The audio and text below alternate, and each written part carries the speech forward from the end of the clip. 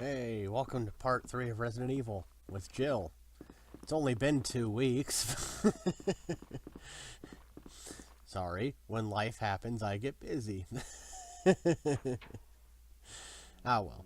When last we left off, I suited up for something. We're about to find out what, because I don't use the shotgun right now for nothing light. It's just this room. Those who've played this game know what this room is. Those who haven't, you'll see. It's actually fairly obvious what's about to go down. Yes, I'll take this magazine. Need to reload anyway. Gee, those don't fit in with the rest of the room. I wonder what's about to happen. Yeah, you get ambushed. If I didn't have the shotgun, that might be an issue.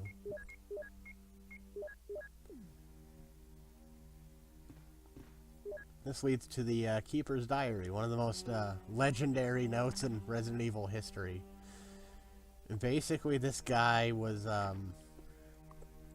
assigned to watch after some of the things they were experimenting on. He said it looked like a gorilla without skin, but I don't know exactly what he's referring to. And we get to watch as he slowly turns into a zombie. It's kind of fun. I do recommend pausing and reading this one.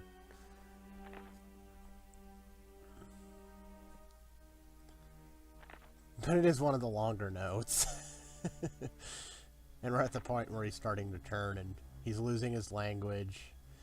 And at the end of it all, itchy tasty.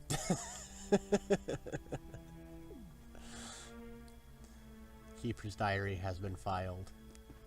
Some of the notes are just kind of a little fun world-building stuff. They don't really have too much relevance. The ones that are important, you pretty much have to pick up, I think. I don't know. I pick up every note anyway, whenever I play these games. It's just part of the experience.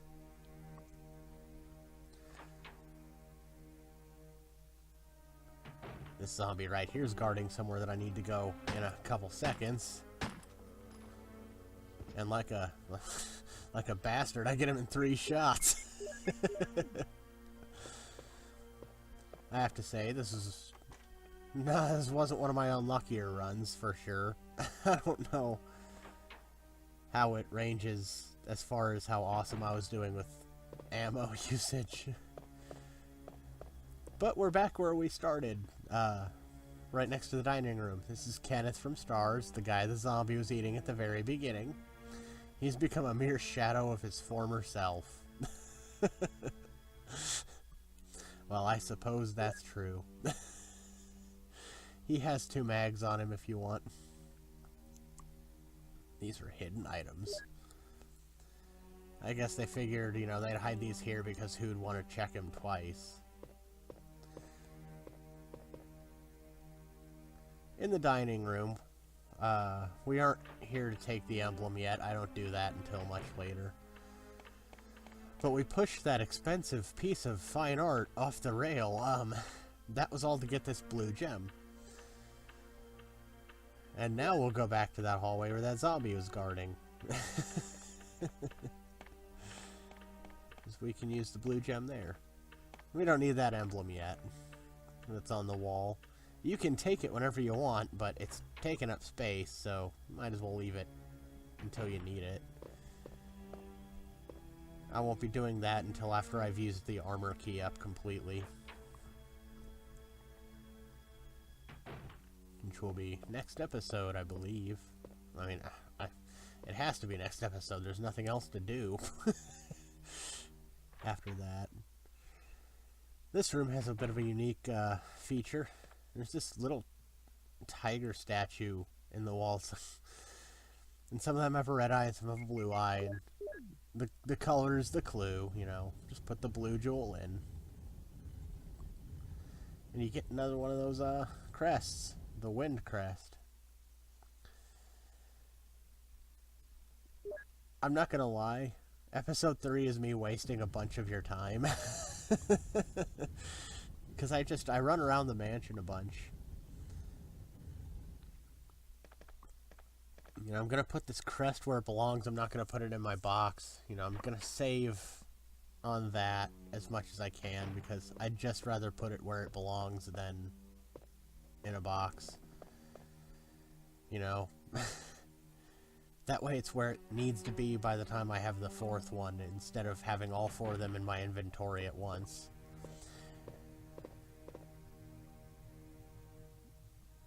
I'm not sure. It doesn't save time, it's just it makes the it makes things easier upon picking up the fourth is all. I don't actually know the most efficient way of doing it though. I've never actually speedrun this game, and if you successfully speedrun this game and beat it in like 3 hours, you can start a new game plus with an infinite ammo rocket launcher. But I've never actually done that. I don't know if you've noticed this or not, but I play this game kind of slow. I walk. I don't always run. I don't have the best dodge game. I don't... Like I said back in, I think it was Final Fantasy, I'm not exactly a speedrunner. Here's that dog from earlier. I just don't like speedrunning. I prefer sitting back and enjoying my playthrough. And I know that, you know, people who speedrun get enjoyment from that. I'm not saying speedrunning isn't enjoyable, it's just that I don't enjoy it. Because I'm more of a casual type person. I just like to sit back and have fun. Now let's waste everybody's time by going through this door. There's 2 reasons to do this. One, as soon as you unlock every door you can with a key, you get the option to discard the key, meaning it no longer wastes space. So, unlocking the door is fine, but going in it, there's 2 really annoying encounters, and all you get is 6 green herbs. A lot of people would probably just as soon skip this door. I don't. I could use the healing items. I'm in here now so that I can get rid of these dogs on the way to the box so that I can dump a bunch of inventory off and come back for some stuff. Mostly just 2 rooms that are a waste of most people's times because all you get is healing items, and the second room I'll be going in is... Well, you'll see when I get there. Oh no. There are some shotgun shells in that door, so there is a reason to go through there at the very least. But you'll see what I mean when I get there. As soon as I put this in the thingy, the crest in the socket, as the case may be. The Resident Evil puzzles always boil down to placing an item where it belongs. It's never really complicated. In this case, you don't even have to choose which socket. When I was mashing X trying to get out of this, so I ended up looking at the thing again. But yeah, the game automatically places the crests where they belong. You don't have to actually pick the slot, so the poem really doesn't matter. You just have to know that you have to place 4 items there. Is that...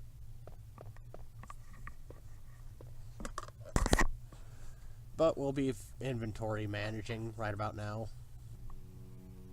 Because I'm going for some healing items. And since it's all green herbs, and there's 8 green herbs in total, that means I'm getting 4 healing items, because you'll remember, I only ever double up on green herbs.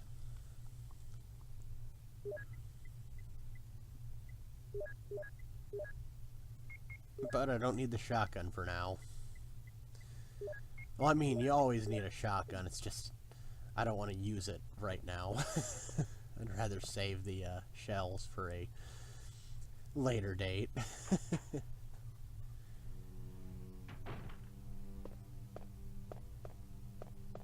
Alright, time waste engaged.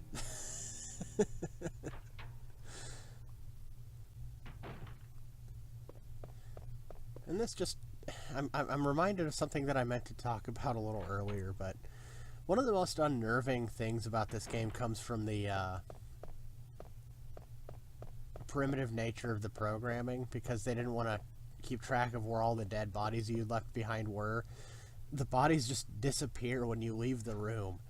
That's really unnerving, and I know it's because of technical limitations and they don't want to keep track of that sort of thing, but that's really unnerving. You know, where are they going? Where'd they go? But as a result of me killing everything, except for a handful of zombies, the mansion's now getting really empty.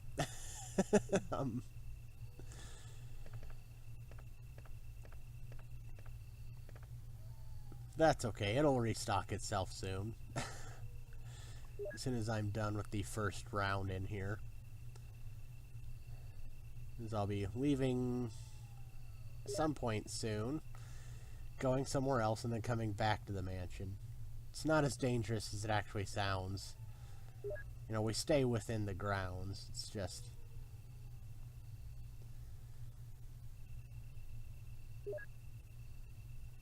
You know, that's the part of the game where it starts to get pretty difficult. Some of the things they throw at you upon the mansion round 2 get a little more hard. You'll see when we get there, though. That's not for a little while. I'm just trying to kill time while I waste time. But there was another door in the main hall that required the armor key, if you'll remember. And I have just enough inventory space to take 2 herbs, combine them, and then pick up the shotgun shells. I almost forgot to do it in that order, because had I picked up the shotgun shells like I almost did, I wouldn't actually have had the room to do any of that. Because unfortunately, you can't put items down in this game. So you have to be really careful about how you pick things up sometimes. It's part of the survival horror nature, but it is also kind of annoying. I can't blame people for not liking that. Resident Evil wouldn't get inventory down and right until Resident Evil 4. That was the best inventory system for a survival game. Although that's not survival horror, that's more survival action. That was just the direction Resident Evil went, though. Hi, zombie. Not dead. Alright, now he is. The shotgun shells are behind him. I went for them, and then I was like, no, not enough room. Then his body's gonna disappear, because it's really unsettling. This guy always makes me laugh, though. He's just constantly on the ground, his legs don't work, so ain't no point in fighting him. You can just walk away. I run because I'm in a little bit of a hurry to pick up items, and that does take a little bit of time to get through the animation, but, you know, he's no big deal. Now, there's a door in the corner of this room, and this door is the main reason this area is a complete waste of time right now. Because we don't have the key to that door. And in fact, we will never have the key to that door, because you can't get that key to that door outside of a New Game Plus, like the Infinite Rocket Launcher was. Except in order to unlock the key to that door, you have to get the best ending. Because remember, there's 4 possible endings. A good one, a best one, a bad one, and a worst one. I'll go into detail as I approach the point where you'll see what ending I get.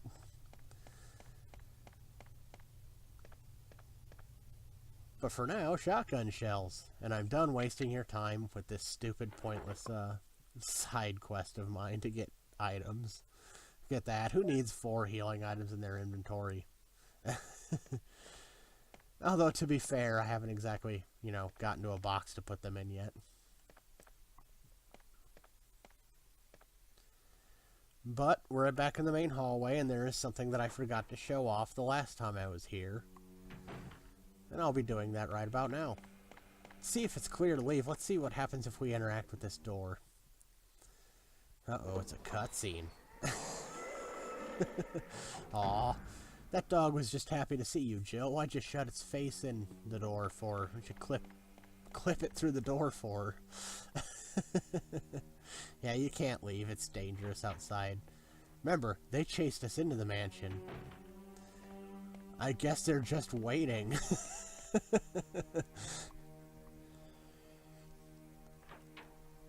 Well, you saw me go out that one armor door for those 6 green herbs. You know, they were jumping over the fence to get at me. They jumped through these windows to get at me. Why is he at the front door? Oh, well. Stupid dog. But I'm done with this pointless side quest of mine, as I said. Let's go ditch some things in the item box. Man, the door loading screens certainly add a bunch of time to this, don't they? But it's such a classic staple. Eventually, they will be replaced as soon as the fixed camera angles also get replaced with Resident Evil 4. Even though I think that game still has some of them. It's been a while since I played that, so I don't remember. I spent some time organizing my inventory. Yay. No shotgun still. No shotgun. I'm pretty much done using the shotgun for the next couple episodes. Not until I prepare to leave the mansion for the first time. Not until I have that 4th crest that I'm looking for. Because the search for those crests really is the first part of this game. You know, you're trying to get through that door in particular. That's what all this is about.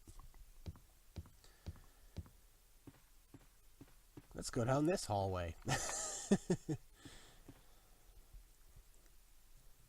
Yeah, actually into one of the creepier rooms. Because of the background music and that deer head. I don't know why that's so creepy to me. You know, my dad and my uncle go hunting all the time, so I've seen, you know, deer head busts on the wall before. It's just, maybe it's the camera angle, the music, and just the context of this mansion as a whole that makes that deer head creepy. But some people just have creepy trophy rooms, you know? Some hunters just have really creepy trophy rooms. Okay, so researcher's will. This guy is sending his will to either his girlfriend or his wife, I'm not sure who. He's really seems to be sorrowful because he's been infected and he couldn't come back to see her, so he was going to send this letter to her. It obviously never was sent, as we found it. What happened to him, I wonder? Where did he go? Like, in Chris's scenario, there's a zombie out in the hallway outside. That could be him, but he's not there in Jill's story. Actually, that's another thing that can be considered a hard mode for Chris, is there's just more enemies altogether for Chris to deal with. So maybe that's why it's just that much harder. Less inventory space and more zombies to deal with. I don't know, I still consider it more tedious than hard, but... Well, for figuring out the puzzle, we get explosive rounds. And then I realized, you know, I haven't saved yet. I haven't even picked up an ink ribbon to save yet, so I guess I'll take these after all. They're hidden in that lab coat in the back. One of the easier hidden items to find. You're probably going to be drawn to the lab coat anyway to at least investigate it and see what's up with it. In here, however, is a more well-hidden item. Over here we have a red herb, and on the shelf we had a lighter. But there's another item in this room. And since I'm running out of inventory space, I'll spoil it now, it's just bullets. But it's back here. I love hidden items like that. I don't know why. just a nice bonus when you do manage to find it, you know? Here's a lighter. This is about the only thing Chris has over Jill, I think, in the director's cut. Certainly not the regular version, the original release. But I think in the director's cut, since Jill got lockpicks, they decided to give Chris a lighter. In the original version, however, he still has to use an inventory space for that lighter. And the lighter only has two purposes in this game. If you remember the fireplace back here with that white square above it, well, if you use the lighter to light the fireplace, we'll find out what this white square is.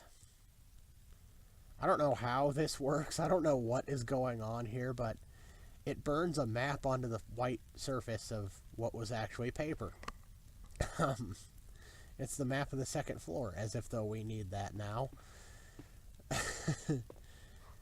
Like I said, I play this version and not the director's cut, so I don't remember if this is true or not, but I swear I've heard that Chris gets the lighter in place of the lockpicks, so it doesn't actually take an inventory space. And if that's true, you'd be able to get that on your first pass through that room. The other door in that room requires the shield key and not the armor key, so, you know, I won't be going through there anytime soon.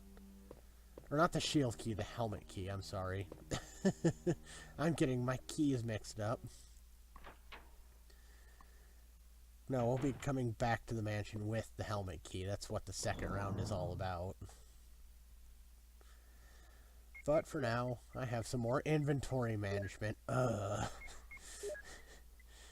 This game is inventory management the game, if anything else.